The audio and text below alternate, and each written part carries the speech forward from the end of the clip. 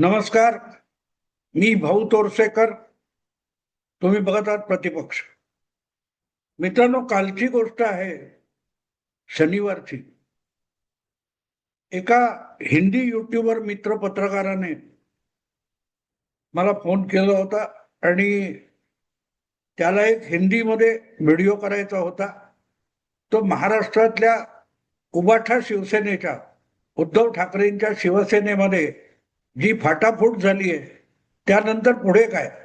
कारण तो मोठ्या प्रमाणावर बंगालमध्ये तृणमूल काँग्रेसमधली फाटाफूट, त्यांच्यातले आपसातले बेबनाव,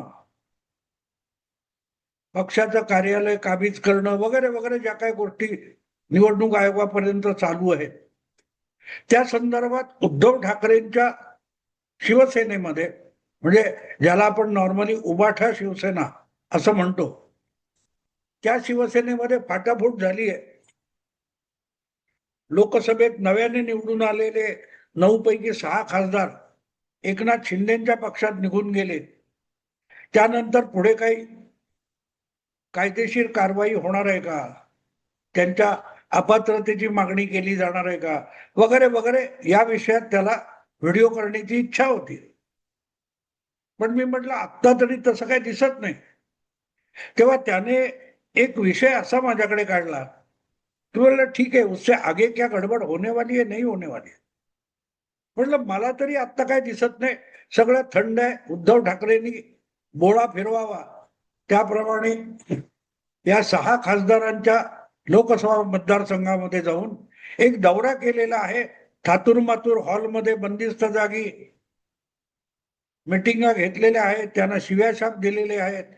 नेहमीप्रमाणे जाता येताना एकनाथ शिंदेना शिव्याशाप द्यायच्या तेही देऊन झालेत.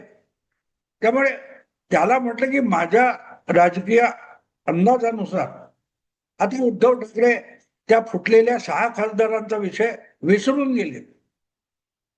कधीतरी सभांमध्ये वगैरे बोलतील, पण आता ते गेलेत आणि उरलेला जो पक्ष आहे तो आपल्याला चालवायचा आहे. आणि चालवायचा आहे म्हणजे त्यातले आणखीन कोणी फुटतात का, विधानसभेत निवडून आलेले जे 20 आमदार आहेत त्याच्यातले काही फुटतात का, नगरपालिका महापालिकांमध्ये निवडून आलेले काही नगरसेवक आपल्याला सोडून एकनाथ शिंदेकडे जातात की आणखी कुठच्या पक्षात जातात, याची प्रतीक्षा करणं म्हणजे उद्धव ठाकरेंनी आपला पक्ष चालवणं.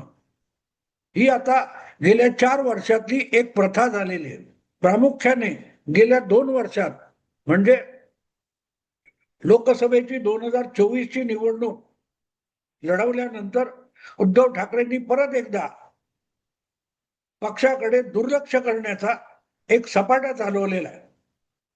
तेव्हा त्याने मला असं विचारलं, वो बात ठीक है, वो कैसे पार्टी चलाए, लेकिन संजय राउत ने तो बोला था कि कुछ मारामारी वगैरे होने वाली है, सबक सिखाने वाले है.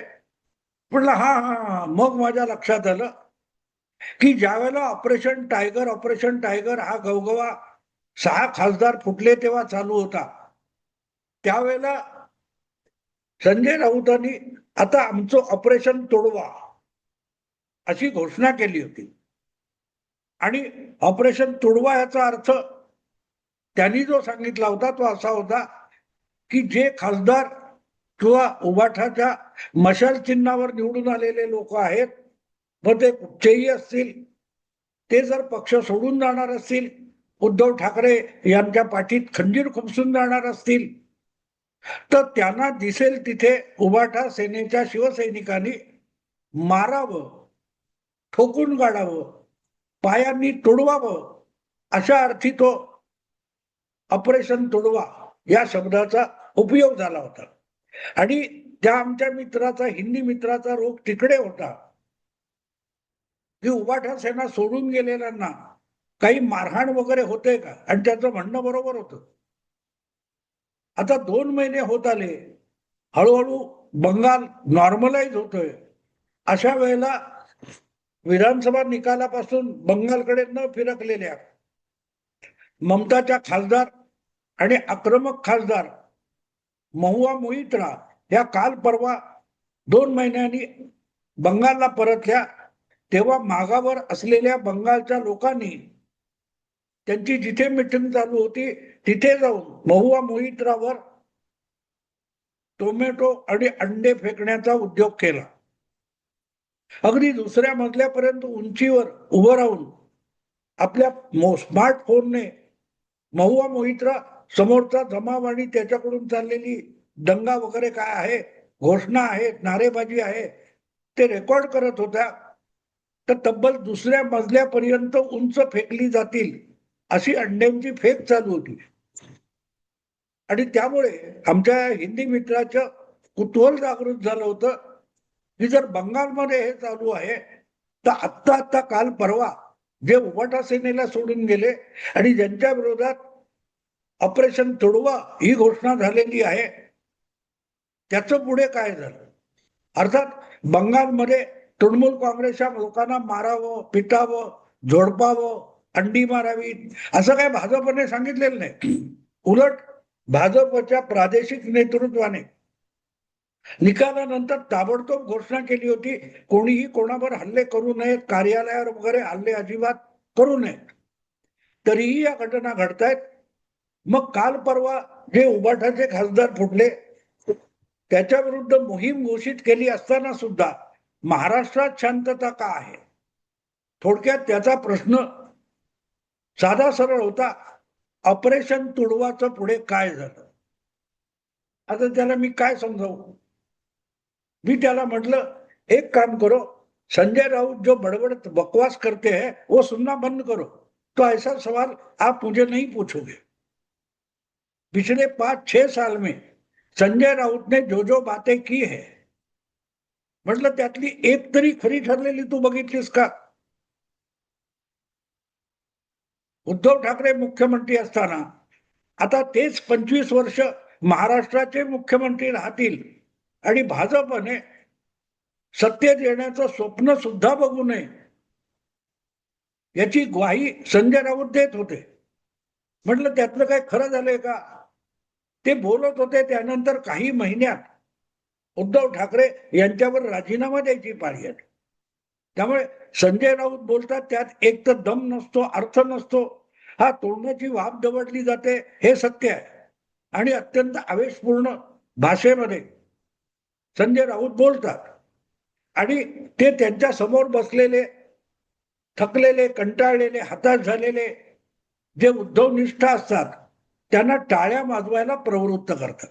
एकदा त्या टाळ्या वाजून झाल्या की संजय राऊत यांनी ज्या गर्जना, घोषणा, डरकाळ्या फोडलेल्या आहेत त्याकडे आपण पाठ फिरवायचे. त्यामुळे त्या हिंदी मित्राला मी एक सांगितलं, विसरून जा संजय राऊत काय बोललं. या 6 वर्षामध्ये एक जागा अशी तुझ्या आठवणीत असेल तसा. म्हटलं मी महाराष्ट्रात राहतो पण माझ्या तरी माहितीत अशी एकही गोष्ट नाही की संजय राऊत बोलले आणि खरी झाली. तेव्हा जर तुझ्या माहितीत असेल, आठवणीत असेल तर मला जरूर सांग. तेव्हा त्या हिंदी मित्राने मला एक प्रश्न विचारला, फिर उनके ऑपरेशन का क्या होगा. म्हटलं कुठचं ऑपरेशन. तो म्हणे मारपीट करणे का. हा म्हटलं ऑपरेशन तोडवा. म्हटलं ते ठीक आहे. ऑपरेशन तोडवा हे शिवसैनिकांनी करायला गेल्यावर जर एखाद्या खासदाराला ज्याला ऑलरेडी काय Y+ वगैरे सुरक्षा देण्यात आलेली आहे त्यात गडबड केली तर त्याचे अंगरक्षक आहेत तेच तत्सम उद्धवनिष्ठ शिवसैनिकांना ठोकून काढतील. आणि त्या पलीकडे दंगामस्ती केली म्हणून अटक होईल, खटला भरला जाईल, कोर्टात फेऱ्या माराव्या लागतील, पोलीस स्टेशनला फेऱ्या माराव्या लागतील. ही गोष्ट उघड आहे म्हटलं. त्यामुळे संजय राऊतांनी टाळ्या वाजवण्यासाठी जी काही वक्तव्य केले त्याला टाळ्या द्यायच्या आणि पैसे विसरून जायचा ही म्हटलं वस्तुस्थिती लक्षात घे. तेव्हा त्याने आणखीन एक प्रश्न विचारला, हा एक बात तो है कि उसके बाद सचिन अहिर वो भी चला गया लेकिन कुछ हुआ नहीं. म्हटलं बिलकुल खरंय, बिलकुल खरंय, काही होणारच नाही. आणि त्याचा सचिन अहिर हा सगळ्यात मोठा पुरावा आहे. आदित्य ठाकरे यांचा जो मतदारसंघ आहे, ज्या मतदारसंघातून सचिन अहिर 3दा आमदार झालेले आहेत आणि नुसते आमदार झाले नाहीत, एक टर्म त्यांना मला वाटते मंत्रीपद पण मिळालेलं आहे. त्यांनी सुद्धा उद्धव ठाकरे यांच्या पक्षात येऊन, अखंड शिवसेनेत येऊन आदित्य ठाकरे यांच्या विरोधात निवडणूक लढवायची नाही म्हणून ते शिवसेनेत दाखल झाले. तेही फुटले आणि ते आदित्य ठाकरे यांचे खूप निकटवर्ती मानले जायचे. अगदी या 6 खासदारांच्या बालेकिल्ल्यात देखील जो दौरा झाला त्यामध्ये सचिन अहिर सुद्धा उद्धव ठाकरे आदित्य ठाकरे यांच्या सोबत होते. पण आता तेही गेलेत. पण गडबड काही नाही. म्हटलं कशी होईल गडबड? संजय राऊतनी घोषणा केली, याचा अर्थ डरकाळी फोडण्यापलीकडे काय करायचं नाही, नुसत्या डरकाळ्या फोडत राहायचं. तेव्हा मला एकदम लक्षात आलं. मी त्याला म्हटलं मराठीमध्ये तोडवा हा जसा शब्द आहे जो तुला चटकन कळणार नाही, तुम्ही मारपीट असं म्हणता, तसं म्हटलं चिडवा हा पण शब्द आहे. चिडवा याचा अर्थ छेड काढायची. त्या संजय राऊत ज्या पद्धतीची पक्षाची पॉलिसी मांडतात ती पॉलिसी अशी आहे की तोडवा म्हणायचं आणि चिडवा करायचं. म्हणजे रोजच्या रोज पत्रकारांना, शिंदे किंवा भाजपमधल्या लोकांना डिवचायचं, चिडवायचं, त्यांची हेटाळणी करायची. ही म्हटलं खरी मोहीम आहे आणि ही गेली 4 वर्ष चालू आहे. 20 जून 2022 एकनाथ शिंदे यांनी उद्धव ठाकरे यांची साथ सोडली तेव्हापासून त्यांना मिंदे मिंदे गद्दार गद्दार म्हणून दिवसलं जाते. 50 खोके एकदम ओके चिडवलं जाते. तेव्हा चिडवा, ऑपरेशन चिडवा ही मोहीम उभाठा शिवसेनेने गेली 4 वर्ष अत्यंत यशस्वीरित्या चालवलेली आहे. हा त्याला नाव दिलेलं नव्हतं. आता तुडवा असं नाव दिले, पण व्यवहारी भाषेत आपण बघितलं तर त्याला चिडवा म्हणताय. त्यांना चिडवायचं, उलट प्रतिक्रिया द्यायला भाग पाडायचं.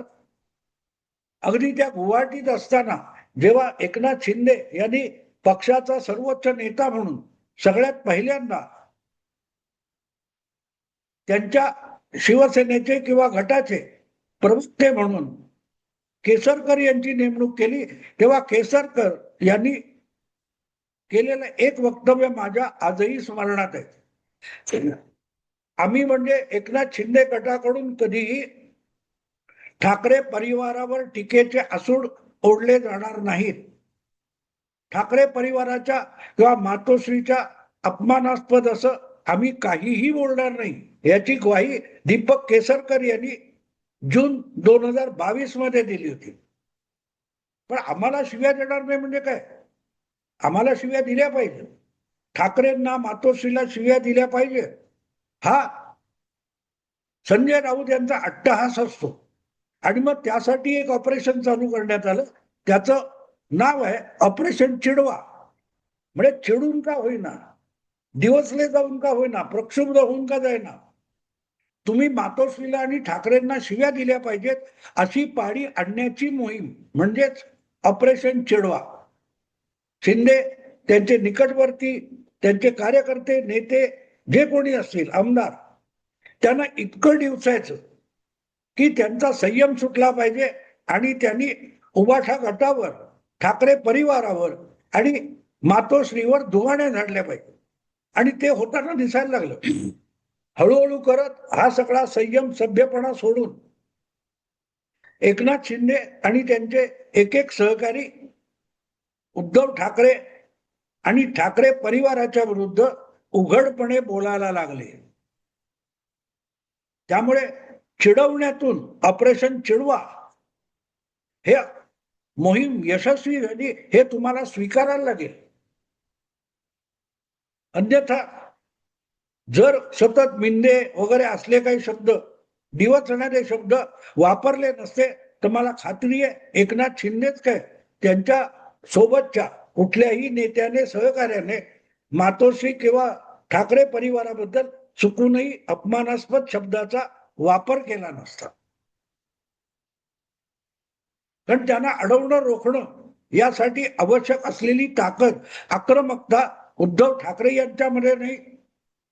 आदित्य ठाकरे, उद्धव ठाकरे आणि संजय राऊत या धडाडणाऱ्या तोफा आहेत, ज्यातून निर्माचा फेस येण्यापलीकडे काही होत नाही. त्यामुळे त्यांच्याकडून आपल्याला कुठली इजा होईल अशी अपेक्षा एकनाथ शिंदे किंवा इतर कोणीही कधीही केलेली नाही. त्यामुळे मुद्दा इतकाच आहे की संजय राऊत यांनी जी डरकाळी फोडून ऑपरेशन तुडवा जाहीर केलं, त्यानं नाव आत्ता दिलंय, पण ते ऑपरेशन जुनच आहे, ऑपरेशन चिडवा. आणि आपल्याला आणि ठाकरे परिवाराला शिव्या देण्यासाठी एकनाथ शिंदे यांच्या गटाला प्रवृत्त करणं, एवढ्याच त्याच्या मर्यादा आहे. त्यामुळे ऑपरेशन तुडवा हे कुठे जाऊन थांबणार आहे? ऑपरेशन चिडवापर्यंत. त्यामुळे त्याला कोणी घाबरत नाही, वळून पण बघत नाही. असो मित्रांनो, हे त्या हिंदी पत्रकाराला समजावलं आणि विषय संपवला. मी आता थांबतो. आवडलं लाईक करा, शेअर करा आणि प्रतिपक्षाला सबस्क्राईब करा. नमस्कार.